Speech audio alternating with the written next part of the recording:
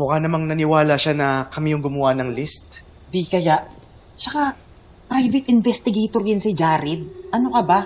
Tsaka, pansinin yung mga line of questioning niya. Parang hinuhuli niya lang si Bobby na nagsisinungaling. Oy, bakit ako? Ba't ako magsisinungaling? Hindi naman ako gumawa nun eh.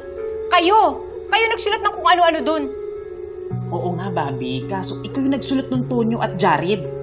Meaning, ikaw yung nag-start. Tinuloy lang naman namin. Nakakainis kayong dalawa. Kahit kailan hindi na ako makikinig sa inyo.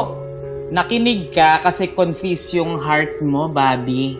Kung si Jared pa rin ba o si Tonyo pa rin. Pero aminin mo sa loob-loob mo si Tonyo, di ba?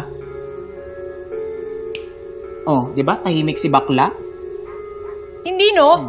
Basta. Hindi na ako makikinig sa inyong dalawa. Sa universe na lang ako makikinig sa sign ng universe. Mas mabuti pa nga humingi ka ng sign sa universe. I'll go. Bakit ito na ganito? Oo, kayo na talagang hihingi ako. Para matigil na kayong dalawa. Okay. Universe, please, bigyan mo na ako ng sign ngayon na. Please. Please naman, oh.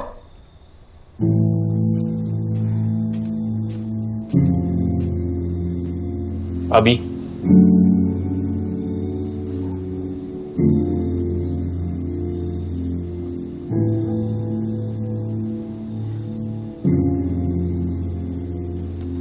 Nakalimutan ko yung baba kanina.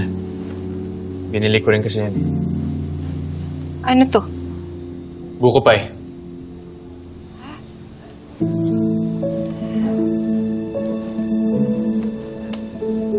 Alis na ako. Sige. Wait lang, apple pie! Wait lang, buko pie. Ano, te? Tinitigan mo na lang ba yan o kakainin natin? Favorite mo yung buko pie, di ba?